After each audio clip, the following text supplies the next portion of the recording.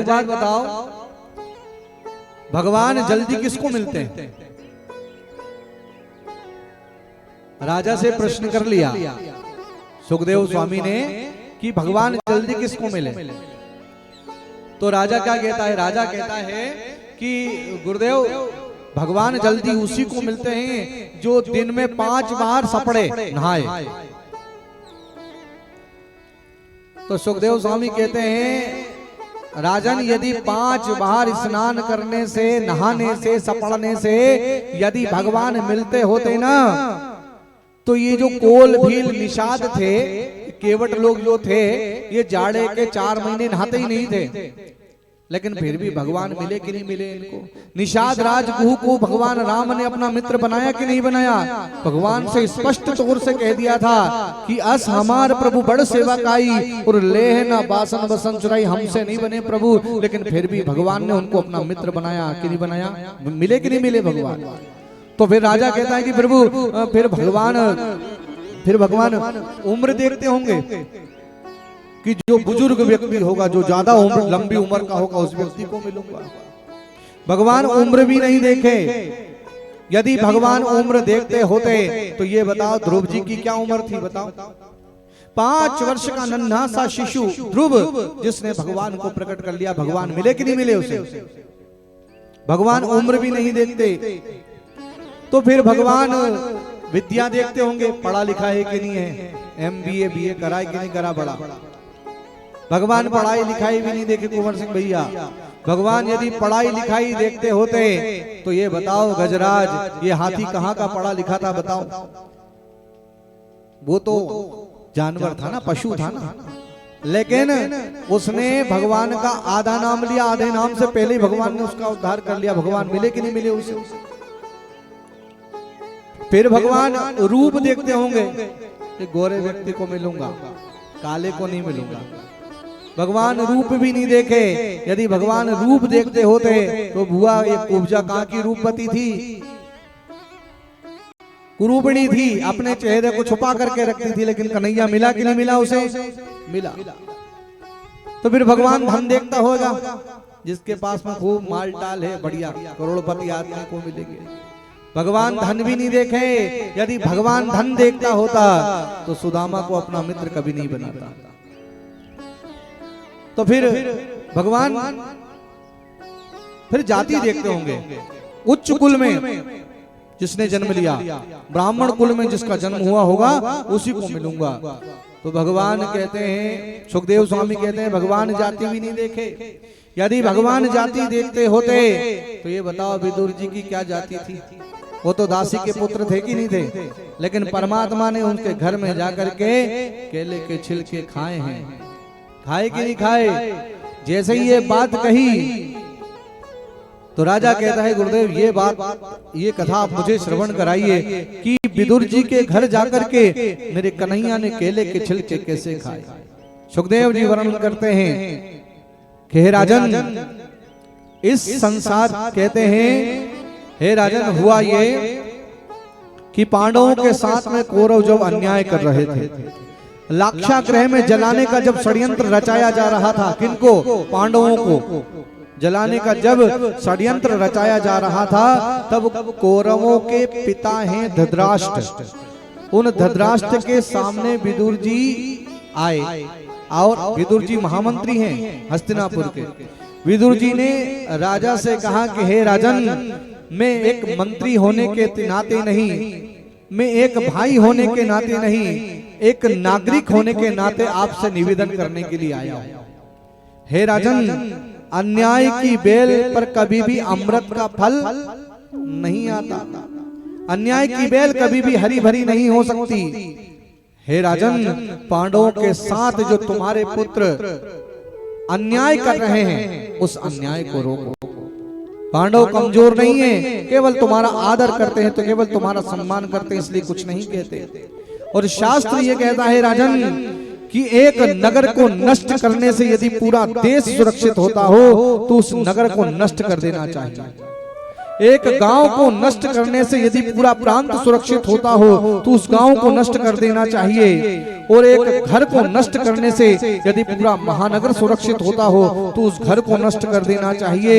और कुल में यदि एक व्यक्ति को खानदान में यदि एक व्यक्ति को त्यागने से यदि पूरा खानदान बचता हो तो उस एक व्यक्ति को त्याग देना चाहिए, उसे हटा देना चाहिए। और ये दुर्योधन जो है ना, तुम्हारे घर के अंदर कलंक पैदा हुआ है, इसलिए हे राजन उसकी बात मत मानो। तुम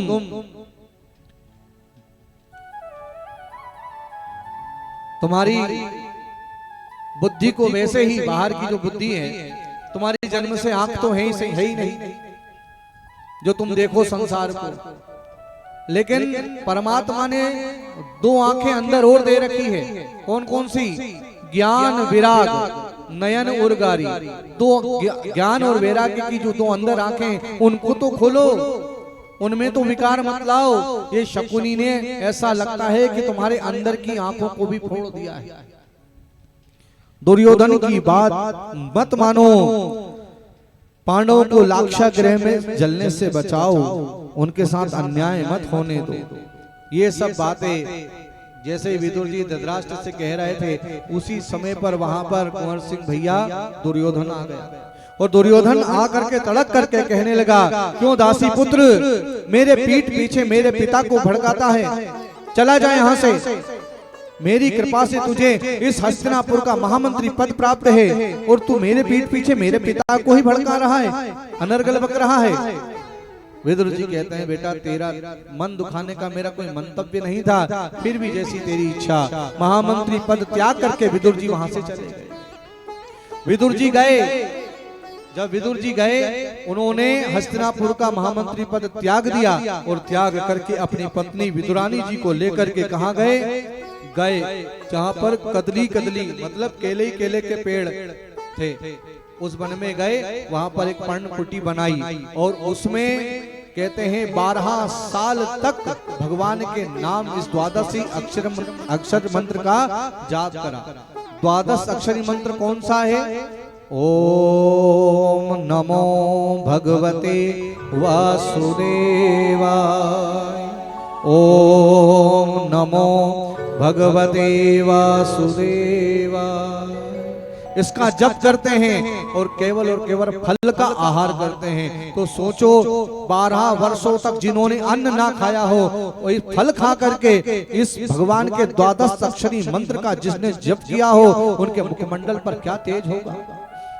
12 वर्षों के बाद जब भगवान श्री कृष्ण शांति दूत बनकर के हस्तिनापुर में आए, तो हस्तिनापुर नगरी सज रही है, धज रही है। विदुरानी जी से विदुर जी कहते हैं कि देवी जानती हो आज हस्तिनापुर कितनी सुंदर सज रही है। ये क्यों सज रही है नाथ? क्योंकि आज मेरा कन्हैया शांति दूत बन करके आ रहा है। देखो मैं जाता हूँ, जाकर के देख करके आता हूँ कि पांडवों के भाग्य का क्या निर्णय हुआ। जरा जाकर के देखूं तो सही। विदुर जी महामंत्री पद पर नहीं है। विदुर जी गए, भीष्म पितामह अपने रथ पर शांति दूत भगवान श्री कृष्ण को लेकर के आ रहे हैं। सब फूलों की वर्षा कर रहे हैं। कन्हैया ने किसी को नहीं देखा। कन्हैया की निगाहें केवल विदुर जी को देखना चाह रही कि विदुर जी है कहाँ। विदुर जी पीछे सबसे पीछे खड़े हुए हैं, और जैसे ही विदुर जी के नेत्र कन्हैया के नेत्रों से मिले, कन्हैया ने जैसे ही विदुर जी को देखा, विदुर जी का मन रूपी मयूर नाचने लगा।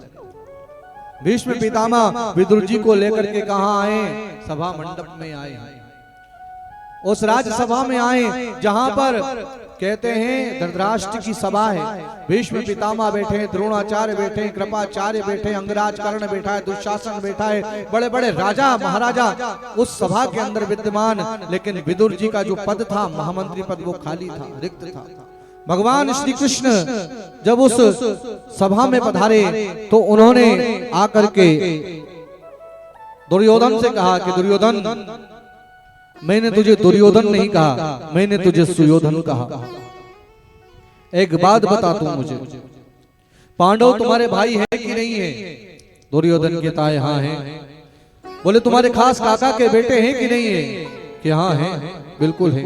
यदि तुम्हारे खास काका के बेटे हैं तो तुम्हारे भाई हुए कि नहीं हुए? तो क्या हुए? तो कभी भाई हुए तो आधे राज्य के अधिकारी हुए कि नहीं हुए? क्योंकि बिल्कुल नहीं हुए। कि क्यों नहीं हुए? है दुर्योधन, यदि नैतिक पद्धति से देखा जाए तो पांडवों को आधा राज्य मिलना ही चाहिए, लेकिन यदि तू आधा राज्य नहीं देना चाहता तो मत दे, केवल और केवल 5 गांव दे दे। मैं 5 गांव से ही उन 5 पांडवों को संतुष्ट करने का प्रयास करूंगा। परंतु यहाँ पर दुर्योधन जो था वो मूर्ख है। दुर्योधन कहता है सुच्च क्रेव नेव दास्यामि बिना युद्धेन केशवा। अरे क्या कहता हो कन्हैया, सुई की नोक के बराबर भूमि भी मैं बिना युद्ध के उन पांडवों को नहीं दूंगा। भगवान श्री कृष्ण कहते हैं दुर्योधन क्या कहते हो युद्ध? अरे तूने युद्ध देखा नहीं, युद्ध की विभीषिका देखी नहीं है, क्या समझता है तू? युद्ध होने से लाखों जो निर्दोष लोगों की हत्या होगी, उनकी पत्नियां विधवा हो जाएंगी, उनके बच्चे अनाथ हो जाएंगे, और एक शांति दूत से कैसी बात करना चाहिए इतना भी सहूर नहीं। जो तड़के भगवान श्री कृष्ण उसी समय पर धृतराष्ट्र ने दुर्योधन का हाथ दबा दिया। मूर्ख बोलना भी नहीं आता। दुर्योधन कहता है कन्हैया ये राजकाज की बातें तो होती रहेगी, पहले आप आए हो मेरे यहाँ तो कम से कम मेरे यहाँ कम से कम भोजन तो मेरा यहाँ का कर लो। भगवान श्री कृष्ण कहते हैं कि दुर्योधन भोजन केवल 2 परिस्थिति में किया जाता है। भोजन 2 परिस्थिति में किया जाता है, या तो भोजन कराने वाले के मन में श्रद्धा हो या भोजन करने वाले के पेट में भूख हो। देख तेरे मन में श्रद्धा नहीं है और मेरे पेट में भूख नहीं है, तो क्या आपने ये कैसे जान लिया कि मेरे मन में श्रद्धा नहीं है?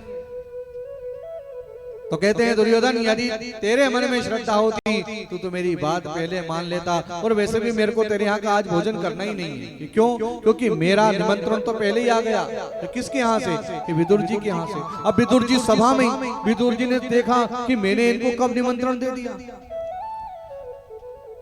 कन्हैया को देख रहे, कन्हैया ने देखा, कन्हैया कहता आप चुप रहो। विदुर जी सोचने की इसका कोई भरोसा नहीं, घर आ गया तो घर में तो कुछ है ही नहीं। वो विदुर जी तो सभा छोड़ करके भागे, वो ग्वालों की बजरिया में जाकर के कहीं से खोए के लड्डू, कहीं से माखन मिश्री खरीद रहे हैं।